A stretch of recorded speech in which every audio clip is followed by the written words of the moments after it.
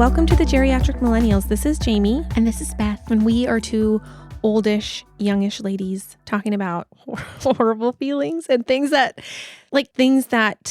disgust us. Yeah, just make us feel horrible. That Yeah. are just like, and they're very specific to us. This is not a general, like, we can all agree that some things are horrible. Seeing somebody sit next to you in a public place and pick their nose and like eat it or wipe it on something, that is a horrible experience.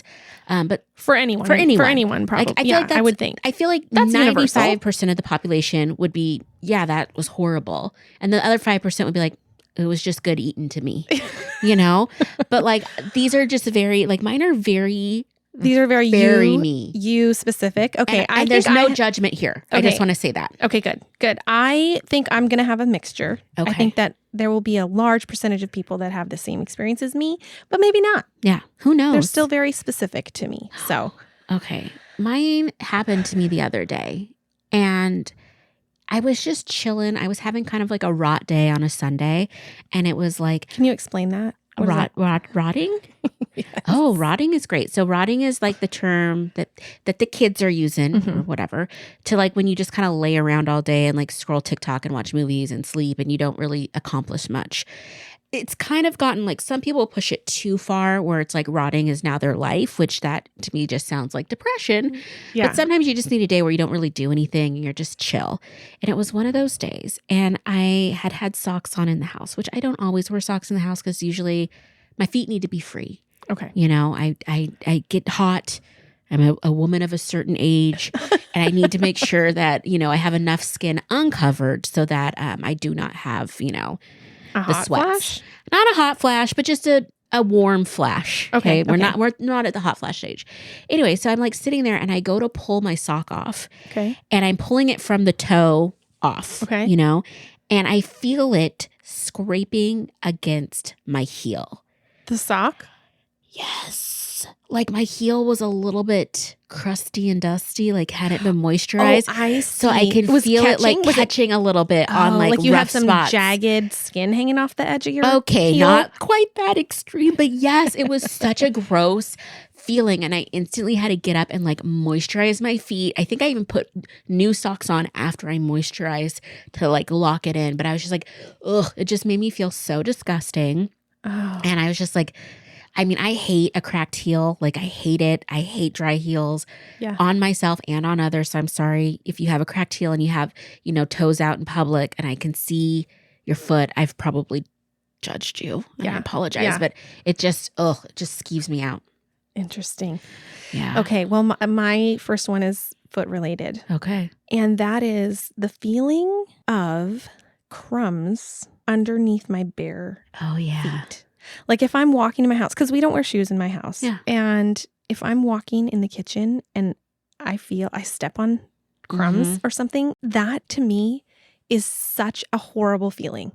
I don't like it at all. Yeah. I don't like it at all. It's so bad. That's a really good one. It's such a horrible feeling. And then I have to like get it off. Yes. And then I have to, I don't know, I have to sweep or vacuum or something because I can't handle that feeling. I don't want to experience that feeling again. Yes. So, so I will often wear slippers in the house when it's, when I, you know, because I can't, there's going to be crumbs. There's going to be crumbs. Yes. And so they can't be avoided at 100% of the time. No. But, man, I don't like that feeling. I really don't. That's really bad. Yeah. Okay. This one kills me. And it's probably like one of my nightmares is the dead silence that happens after an unlanded joke. And it is the most painful, awkward 3 to 5 seconds of your life. You feel like you want to explain like, it, or you're like, oh, they didn't get it. Yeah. Like, well, oh. And it just causes the, and then you're like, then it's like, oh, was it offensive? It wasn't offensive. It didn't land. You start questioning everything. And then I'm like, but it was funny, but maybe they're just not funny. Did they not hear me? Did they not get it? And then the worst is if you think they didn't hear you, so you repeat it and then it still doesn't land. And it's just like, oh my gosh. That's double. It's a double whammy. And it's just like, I mean, it's a cringe, but I think it's a whole different vibe for me. Like, I just feel so like, oh my gosh, I can't take it back. And then it's like, oh my gosh, I need to rework that bit, I guess, because that that's not a great story, I guess. Yeah. Yeah. It's so uncomfortable. Okay. This one is another physical thing. I feel like that was like a emotional type of an experience, right? Yes. Yes. It's a horrible feeling. This is a horrible physical feeling. And that is the feeling of being on an amusement park ride that spins. Oh, yeah. No, thank you. I can't handle it. I don't like the feeling. And then after the ride, I just feel ill. Like just I don't know if it's nauseated or what, but it is such a horrible feeling that I brought on myself that was supposed to be an enjoyable experience. Yeah. And it really wasn't. I was like, you knew better.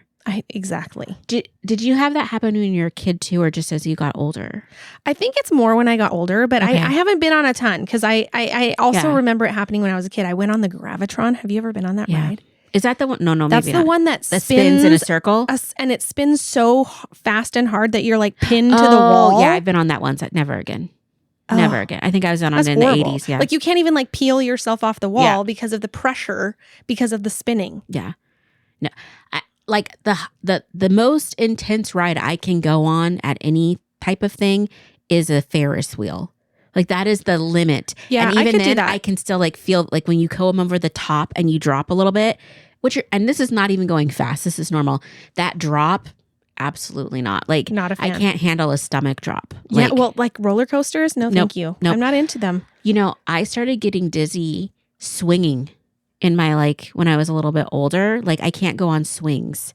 Interesting. And so if I swing too much, I get dizzy and I feel nauseous. And I'm like, I just want to swing. I just want to like be in the autumn air, kicking my feet in and out. What about if you were in a hammock? Do you think it would also have that effect? I don't know. I'll have to try it out. Yeah. I have a hammock. You could try it. Oh my gosh. You just find me in your backyard, just swaying. It's on my deck. Yes. Okay. This one is making me realize that maybe I don't drink enough water. Because the other sensation I hate, especially like fall, winter, is I like to keep my lips very moisturized. Every once in a while, there's like, I don't either have like anything with me. I don't have a chapstick or some kind of ointment, anything. And like, I can tell my lips are getting a little bit dry and then like, it just keeps going. And then I can feel like in the center of my lip, I feel like it's going to start to crack. And even if it doesn't, I just feel it. And I'm just like, get me some Vaseline immediately or something, like I just can't. Like there was this Doctor Who, which you don't need to know. It's a show from the UK. And anyway, there's this character that's a bad character, but she's like been poked and prodded so much. And this is a futuristic show. Okay. And I think her name is Cassandra. And like she ends up being like one of the last humans in this episode. Anyway, but they stretch her skin on kind of like a canvas. And she's just like a face with this like pane of skin. Okay. It's really creepy, but she's always telling her little like stooge to like moisturize her. She's like, moisturize me, moisture. And that's every time I feel like a need for like lotion or, a lip balm or anything. I'm like, moisturize me. Like it's really bad. Or I do the whole like Hannibal Lecter from the movie Silence of the Lambs. Like, have you ever seen that movie? I don't think so. Okay, it's maybe. kind of dark. Yeah. But this guy, essentially, there's a guy that's kidnapping women and I don't want to see it. No. But he's like having them put moisture on their skin because he's like making a skin suit. It's a fine. But he's like, it puts the lotion on. And so like when I'm I'm very dry, I'm like, it puts the lotion on. And I'm just like slathering up. And I'm like, I think you have a problem. To yourself. You quote movie. I like that. Listen, I have a very exciting life. I keep it spicy. This one I feel like might be somewhat universal. Mm-hmm. And this isn't as much of a horrible, disgusting feeling as an irritation. And this is the classic wedgie. Oh, yeah. And I used to experience this a lot. Were your undies too big or too small? I could never find, I think it's the shape of my butt cheeks or something, because I tried many different styles, many different types of underwear, and would always end up with a wedgie until I discovered these Vanishing Edge underwear that have like this little silicone like strips, grips on the sides. Yeah. And that actually works for me. And I'm so grateful because for my whole life. I think we have an episode where I'm talking about this underwear because it was so life-changing for me. It was in our best stuff. Oh my gosh. Wedgie, the feeling of a wedgie and picking my underwear out of my butt crack it's so irritating. It's such a like a not good feeling to me. Like I just would rather like not wear anything. I think the worst too with a wedgie is like if you're wedged up and it's not an opportune moment to get it out, but it just feels so horrible. And so you have to do like the slide, try to get the wedge out. And it's just never classy. It doesn't work. Yeah. It doesn't work. No. I'm so sorry. Yeah. Yeah. I mean, I don't experience that as often anymore. So I'm glad about that. Well, you found a solution, and that's what life is about, finding solutions to the little things that irk us. This other one I realized, so along with dryness and emotional, this is another emotional one. Okay. That feeling when you're at home by yourself and you hear something. Oh, isn't that like terror? It is, but like for me, it's a horrible feeling because I know there's nothing. Like I have one, so I live in a space where I only have one entrance, and it's just like I've already checked the house. There's no one in the house. Like I've done my night routine, whatever, and I'll get into bed. Do you check your house every night to make sure no one else is here? No. But like like you're just turning down your house lights and stuff like that. Like I would notice if somebody's just sitting in a chair in my living room.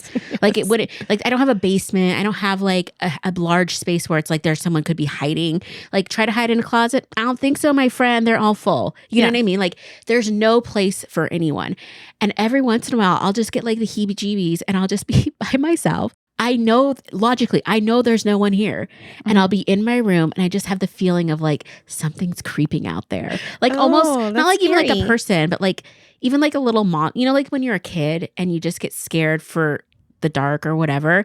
And it's just like sometimes I'm scared of do you feel like there's a monster in here? No, but every once in a while, I don't know if it's because I watch something. It's just that feeling of like, if I were to like hang my foot over the bed, something would grab it. Oh. You know what I mean? It's totally nonsensical. Also, nobody can fit under my bed. Like my cat can barely like scurry her little, What about spirits, Beth? Oh my gosh, please no. I don't need my house to be anointed or anything like that. It was just very like, it's just like the weirdest, annoying, most horrible feeling. And then I have to start laughing. There's actually a TV show a few years ago that came out called, it was on HBO and it was called like Lovecraft County or something like that. I apologize. I'll put it in the show notes. It was a really great show. It was kind of spooky and whatever. And there was like these spooky little girls in the show that freaked me so, they just freaked me out. And I have a thing with little kids being creepy, ghosty type things.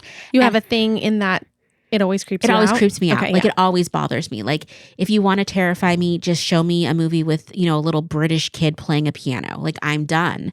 Like I'm over it. Okay. I'm terrified. Anyway, so it's like a creepy show. And I just remember after seeing it, I was like taking a shower and it's like, I could see them like coming in. Like you would imagine Like things. I could imagine it. And I was just like, first of all, having an active imagination can be really wonderful, right?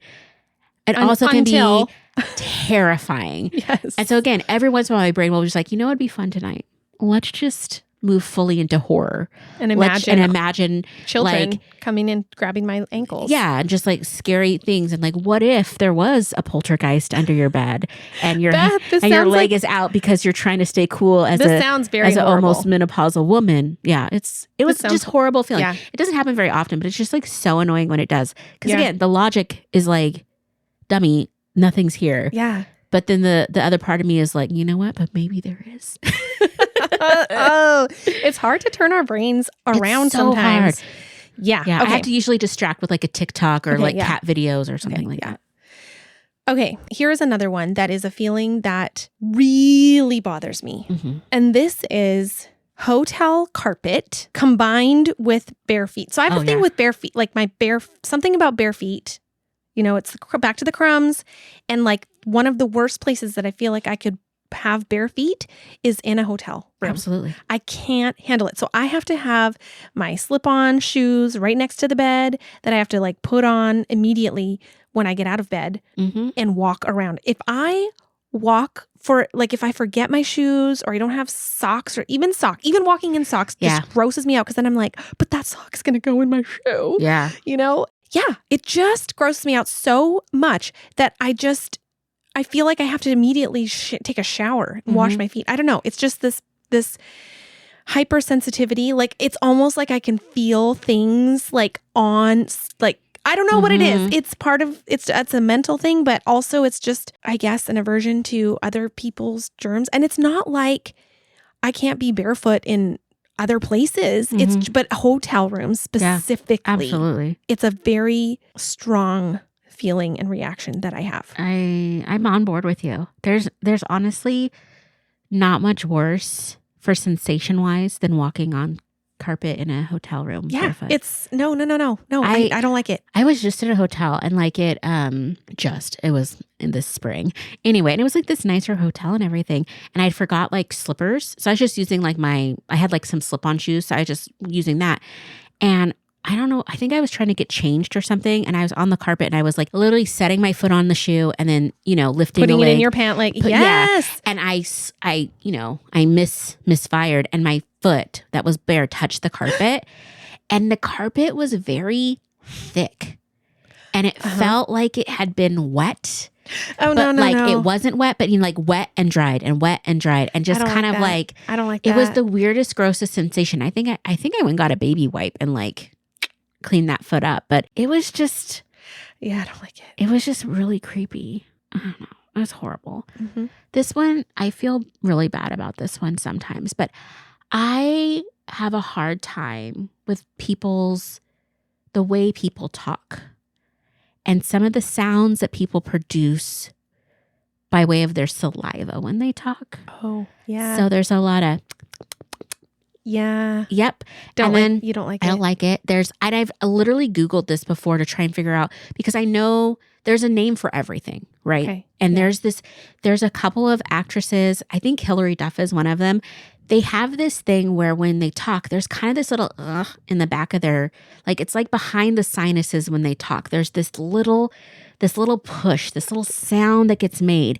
And it's like, I don't know what it's called. And it drives me insane when I hear it. I need to go listen to her talk now. I will. See if I can hear it. It is this weird, and again, I can literally feel it behind my sinuses when somebody that has this this way of speaking says words with it. I can feel it, and I'm like, what is that called? Because it's like, how there's like vocal fry, like kind of like the Kardashians' way of talking, that like that crackly like kind of fry. Okay, I don't know what that means, but vocal fry. That's just the way of that sounds. Okay. Like that kind of flat vowel sound that happens. Okay. Anyway, I think too, because I do so much audio engineering, that I just notice the way people talk. You mean me? Amongst others, yes. And I hear that, like, you always hear, like, also you hear the different things that people say over and over again. Like the word like. Oh my goodness gracious. I was listening to myself the other day on our podcast and I wanted to punch myself in the face because I kept saying like, so I'm sorry about that. Yeah. And that's edited, by the way. So I do try to cut out a lot of our filler words, and you have different filler words than I have, which always makes me giggle.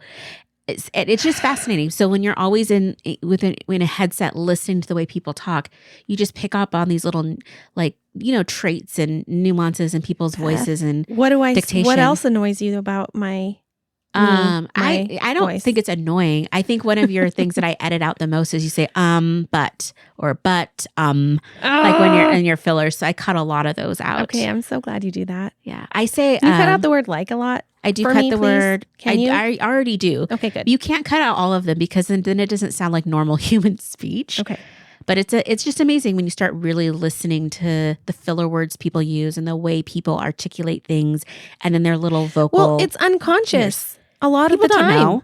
Unless you're listening to yourself, you do not necessarily hear it. Right. Like, again, this is a very me being a weird person type of thing. No, it is, because there's some people I don't even like talking to them, because of the way they sound and the sounds they make on certain vowels. It's a me thing. Okay. It's just an irritation. Yeah. And it feels horrible to my earballs. To your earballs.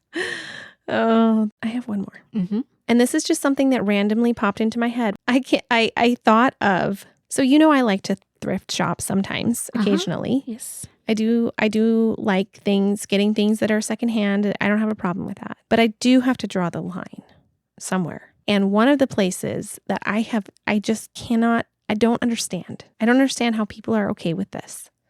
And that is stuffed animals. Just the thought of that. Because there's always a section of stuffed animals at a thrift store, and it just grosses me out so much. I can't do it. think about it. I can't think about it too much because I don't know. I feel like it's the equivalent of like a hotel carpet, but like in a stuffed animal form, a portable hotel carpet. Yeah. Like, you don't know what's on that thing. I mean, you don't, it's just like holding on to all kinds of stuff, I think, is how I feel. So anyway, I'd have to do, if I had to buy something, I mean, I've never really bought thrifted anything like that, but I could see like if you found something that was something rare or whatever, because I know people go and they thrift that stuff and they sell it on eBay. And I have found like different furniture items or art items or even clothing, but I always wash that. Like, you know, I think you'd have to like do almost like a lice decontamination. Like, I'm sure you can, animals, but still, I wouldn't want to do that. No. Well, I feel horrible thinking about all of this stuff. But it's good though. I always think it's interesting to see like, you know, everybody lives such unique and fascinating lives when you like boil it down to like the everyday minutia. Yeah. And it can just be like, oh, how different we all are. Yeah. The things that gross me out. Yeah. And the things that gross you out. And also like why? You know, why is that a trigger when it's not for another person? And why is that something that like will just like be irksome? It's just fascinating. It is. It's interesting. So if there's things that as a listener that you're listening to this and you want to add to this list, please let us know. What are the things that skeeve you out? Yeah. What are the horrible feelings that you get from random things? Let us know. I'm curious. If you're enjoying the podcast and would like to support the show, you can share episodes with your friends and family, follow us on Instagram at the Geriatric Millennials, or leave us a positive review and rating, all which help us to grow. Our theme music was created by the Finley Ghost. Check out their latest album now. Thank you so much.